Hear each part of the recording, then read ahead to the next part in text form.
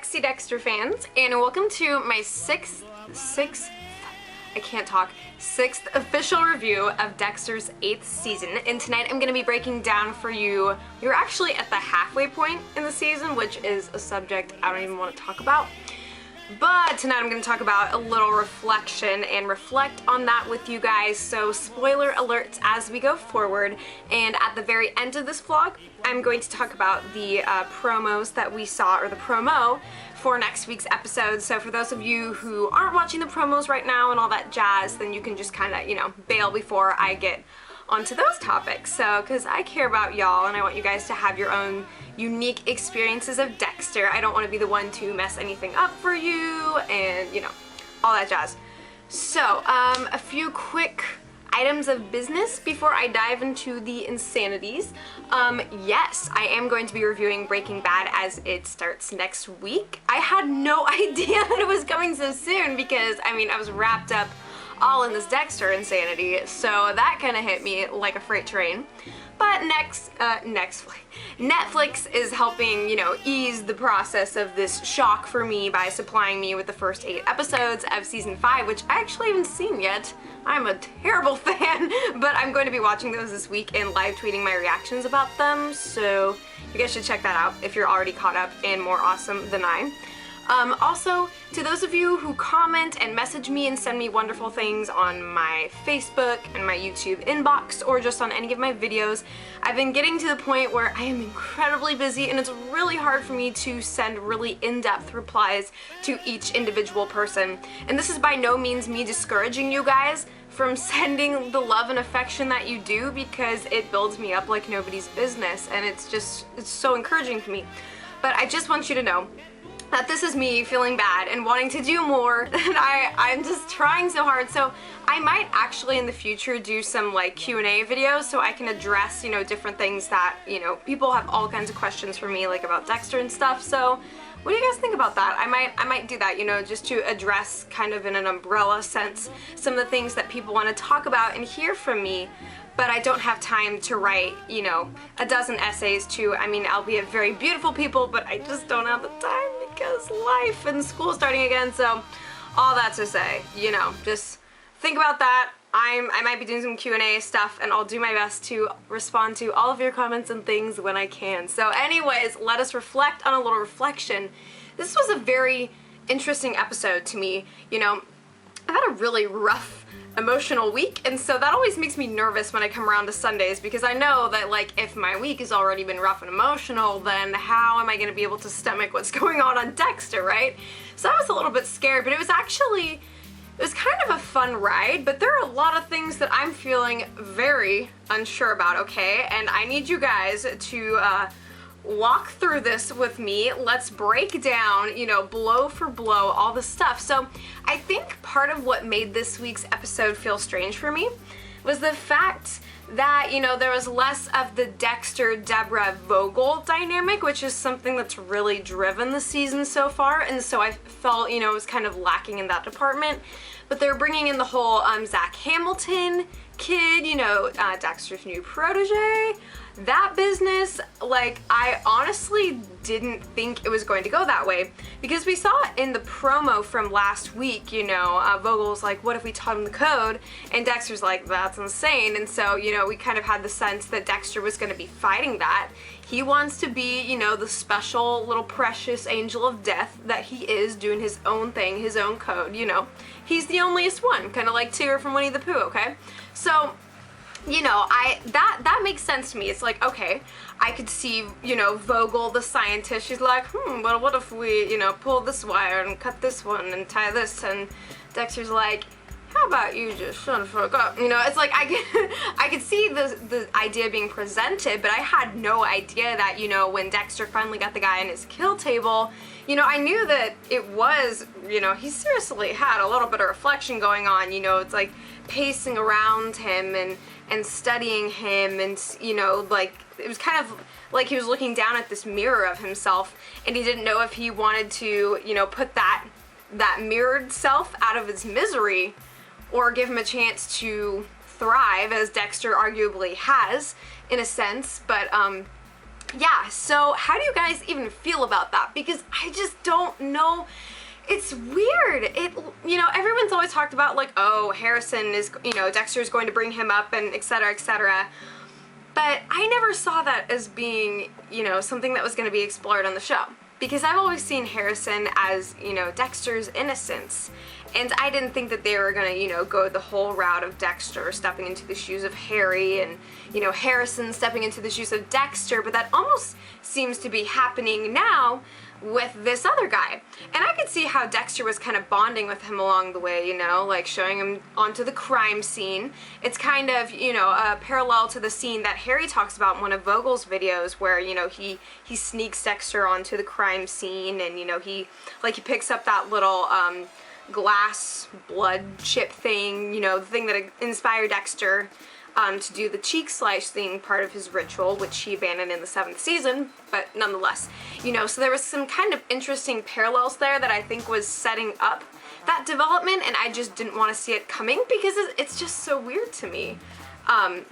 To see Dexter at this point in his life, bringing up somebody else in his shoes, you know, because he's always said that this is never a life that he would have wanted for anyone else. And Zach Hamilton even, like, gives him the opportunity to kill him. He's just like, dude, I'm just gonna do it again, so what's your move?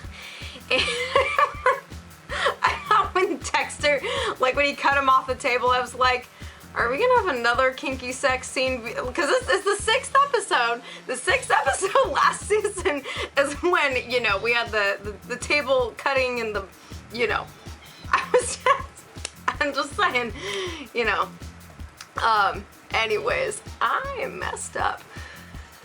Granted, on that subject, so let's talk a little bit of Hannah McKay, okay? So I had seen, you know, in the look ahead trailer, as most of you did, that Miss Hannah McKay was going to be making some kind of appearance, and, you know, the way that it's filmed, it almost feels kind of dream-like, sort of like how, you know, when Harry first started making appearances on the show, you know, in Dexter's head, and just the blooms of light and the way he looks kind of surreal.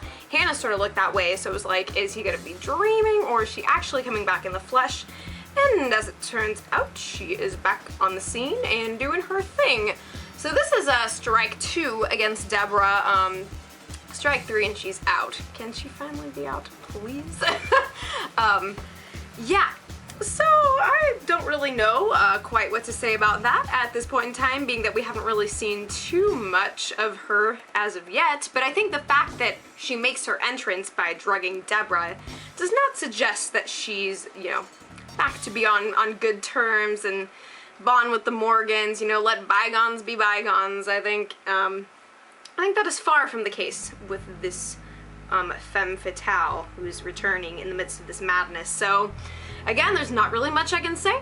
I'm just kind of holding my breath and waiting to see how it all transpires. The only thing that's really, really gonna piss me off is if she drives yet another stake between Dexter and Deborah, because we've actually, in this episode, like, the 2 main scenes are, there might have been more than that, but there was like 2 main ones, you know, like the steak dinner and then Dexter hanging out with her at the end of the episode as well. It was like old times, you know? There's actually, like, in the first one, when they're at Dexter's apartment and Deborah's like, you know, it's you, me, beer, steaks. It was just like old times, and it felt so right. It was just such a wonderful thing, and I kind of died inside as Dexter and Deborah kind of had this whole metaphor about the steak, about how it's so rough. And, you know, it's like, is this really worth living for? How Dexter had remembered that Deborah said that one of his steaks was worth living for, and I was like, he was clinging on to that, like, ugh. And just the cinematography right before that scene where they're talking, where, you know, the camera's situated right behind that quintessential picture of Dexter and Deborah. That was choice, and that just made my heart sing. It was just so good. Like, I love them getting along. It feels so incredibly nice, and, you know, I want to see more complexities of their relationship explored, and it's like, I feel like any moment they could bring it forward. There's much material to work with here, writers. You know, especially at the end when they're talking about their failed relational endeavors, you know, Dexter with Cassie, and then her with Elway. You know, Deborah's really not in a place where she wants to reciprocate. I think she likes the guy, she gets along with him. But you know, it's kind of like the Sal Price thing. It's like you're a nice guy, but she's just not ready to make that step intimately. So yeah, and she's talking about like, yeah, we're on a great track, aren't we? Like us Morgans, and here I am sitting there being like, well, if you guys can't find other people, then, you know, there's certain viable options. Wink, wink, nudge, nudge.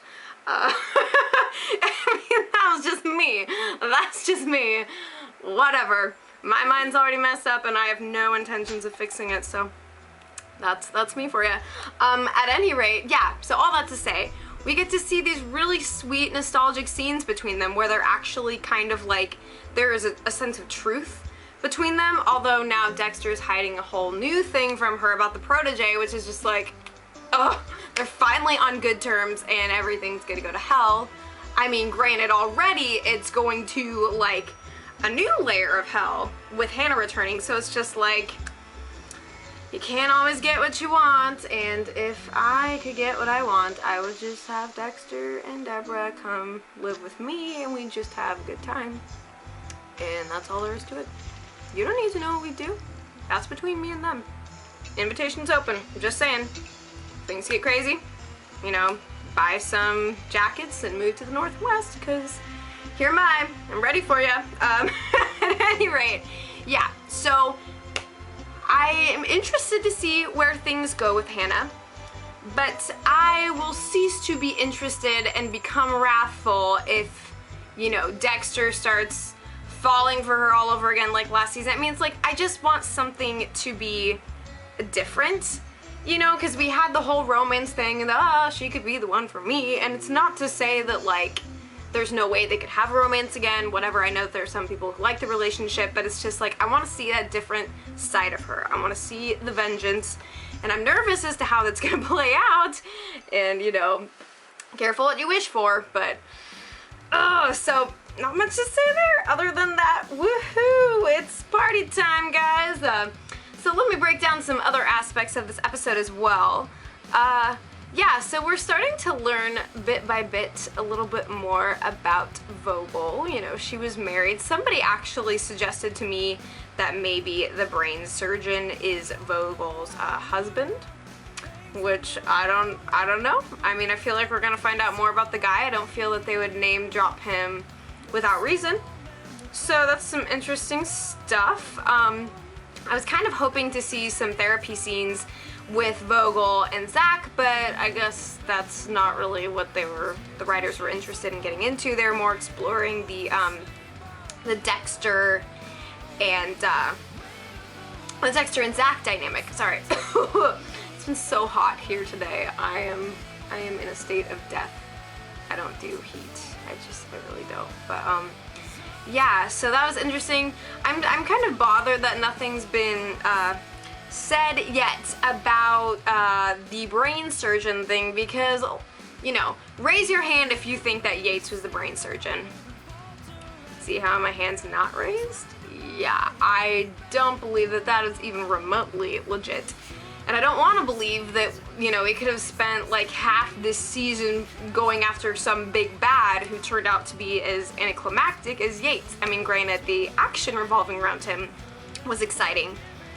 But, you know, it's like, as strange as this may sound, he's kind of another run-of-the-mill psychopath, you know? And I was expecting a bit more. Granted, I thought that Vogel herself was the brain surgeon at first. But, you know, so I think the story isn't over, and I was just kind of frustrated that nothing was addressed about that in this episode. I guess they didn't really have time, but it's just like, I don't know what's going on. We got lots of adorable scenes with Dexter and Harrison. That was just ridiculous. I love watching Dexter in the context of his son. It is outrageously cute. I'm just saying. And, you know, the whole, like, lying scene and how they kind of had that moment, and, you know, it's the return of the bloodstained pooch and the symbolism and the You know, the writers are always including that tension that we have about Harrison and what's he gonna find out about his dad, and, you know, how can Dexter sustain what he's doing with him. I love Daddy Dexter. He is adorable in the extreme, I must say. Yeah, so the whole Cassie thing, you know, we're gonna see. I think, you know, she's going to emerge in some kind of bigger role down the line, you know, something about her boyfriend that's gonna turn out to be interesting. And of course, she's next door to, well, I won't say anything about the promo until the end of the vlog. Like I said, stick to my promises. I will attempt to. Yeah, so the Quinn dynamic, okay, so the promo for last week, of course, was outrageously manipulative, okay, because of course they show us the scene where Dexter's going after Zach, and, you know, he's all running around, kill suit, all that jazz, and Quinn's like, I know what you're doing. And then right after, he's just like, well, I'm gonna go bang my girlfriend, have a nice night.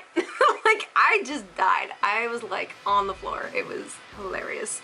It was just great irony, because it's like they knew exactly what they were doing in setting up that promo that way, and that is what they always do to us, and we always all freak out, and you know, it's just, it's so predictable. Even we react predictably. It's just this cycle that we can't seem to break, us viewers, and it's quite sad but hilarious at the same time. So yeah, and the whole conversation that Quinn and Dexter have in the car, just kind of talking about stuff in general and how everybody's got the shit.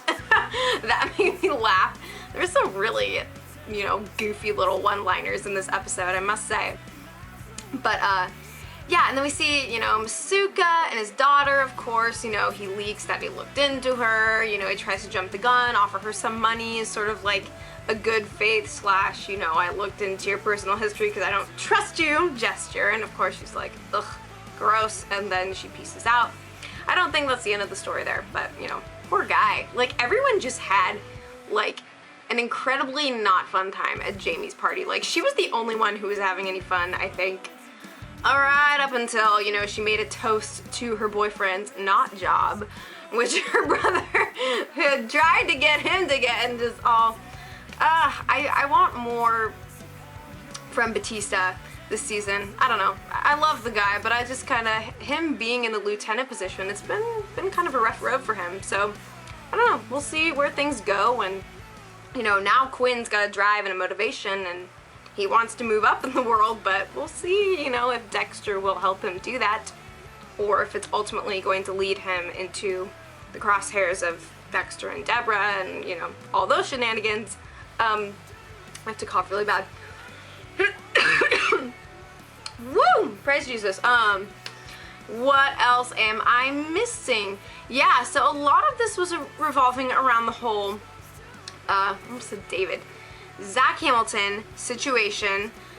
I don't know, like, I did not foresee this kind of event occurring. I don't know how long it's gonna go. I mean, like, you know, IMDb or something probably says how long this character is supposed to be in the season. I don't know if he's gonna be a part of the end game. I don't know, but IMDb often gets that stuff wrong too, so I mean, I wouldn't go run over there and try and get the official details, but I'm just curious to see if he is in fact going to be part of the end game. Man, what else? I love that hug that Masuka and Deb shared at the beginning. Elway has a gargantuan crush, and he's sweet, but, you know, again, it's like, where are things gonna go? Dexter and Deborah, they've got each other, and they've got to hang on to that, and I don't want them to become complacent, and I don't think that they're going to be able to now. I mean, especially with how things ended at the end of this episode. It was so heartbreaking, you know, the way Dexter's like crumpled up on the floor, like as Deborah goes down, and like, it's like they're both just crumpled up in fear of her, and she just comes in like freaking Terminator of death, the woman, blonde, evil, herbal version, coming in, busting on the scene. It's just like, and here we go. Okay, anything else that I'm missing about this episode? Yeah, so I mean, a little reflection. We're thinking about, you know, Dexter trying to figure out if he wants to step into Harry's shoes, and I miss freaking his talks with Harry in his head. You know, I think that that's what's made this episode feel strange as well. It was less of like the Dexter, Deborah, Vogel. I want more Vogel, I want more Harry. I want, you know, I don't know. You guys kind of feel me there?